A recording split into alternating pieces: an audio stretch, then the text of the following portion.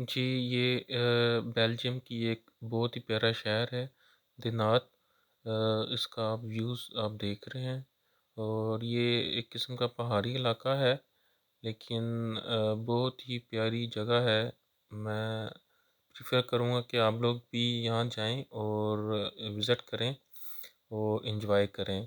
यहाँ पे आपको जो है म्यूज़ियम देखने को मिलेगा और साथ ही जो है ना आपको बोट का एक विज़िट मिलेगा साथ।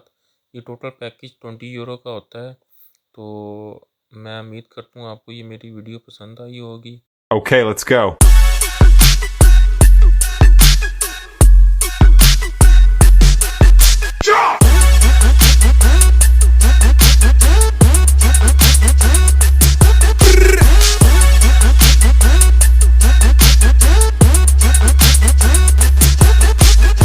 Okay, let's go.